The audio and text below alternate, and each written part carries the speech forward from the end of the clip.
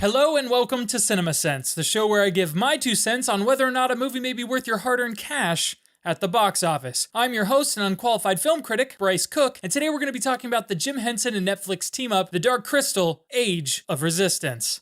Hold up, Bryce. I have a few points of contention here. 1, The Dark Crystal: Age of Resistance is a Netflix series and not a movie. And 2, isn't this whole show about helping me figure out what's worth my hard-earned cash or whatever? I hear you, concerned viewer, and those are some excellent points. However, I just binge-watched 10 hours of the new Dark Crystal series, so you don't have to, in case it's not worth it. And, I posit, isn't time the most valuable form of currency? So, you're welcome. Now, talking plot, The Dark Crystal: Age of Resistance takes place in a time before Jim Henson's original 1982 film, The Dark Crystal. We, the audience, venture to the planet of Thra, a mystical world that is as much alive as the creatures that live upon it. The heart and soul of Thra takes physical manifestation in the form of a crystal, the Crystal of Truth, which serves as the source of life for all things within the Thra ecosystem. However, creatures from beyond the stars, the Skeksis, gained control of the Crystal of Truth and warped it and Thra's inhabitants to meet their twisted will. It's up to 3 Gelflings, Rianne, Brea, and Deet, to unite their brethren against the Skeksis to save the Crystal of Truth and all of Thra itself. Okay, so let's talk about the good. This series is an artful, visual masterpiece. It's an absolutely badass proof of concept that practical effects are not dead and definitely deserve a place next to CGI. I mean, whether you're a Jim Henson fan or not, you cannot help but be awestricken over the amount of time, effort, artistic talent, and care that went into each detail of the set and character design. And the puppetry and vocal performances in this series are equally masterful. The amount of vocal talent in this series is literal absurdity, with the likes of Mark Hamill, Helena Bonham Carter, Simon Pegg, Jason Isaacs, and Sigourney Weaver, just to rattle off a few. But let's pepper my praise with just a dash of criticism, shall we? Any CGI that's utilized in this series is mostly integrated well and adds to our overall immersion into the world, but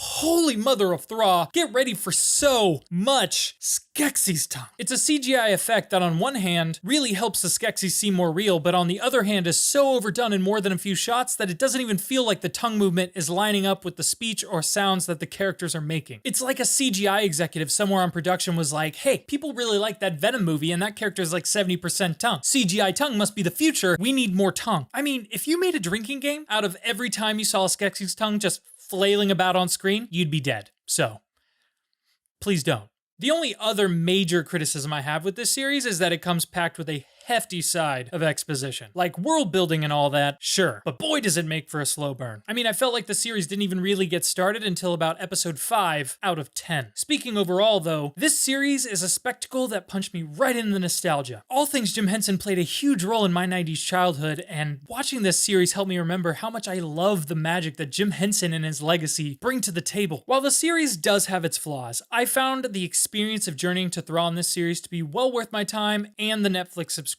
cost. But that's just my opinion. What are your thoughts? Sing them proudly in the comments because I would love to hear what you think. Thank you so much for watching, and I'll see you for another review in the next episode of Cinema Sense.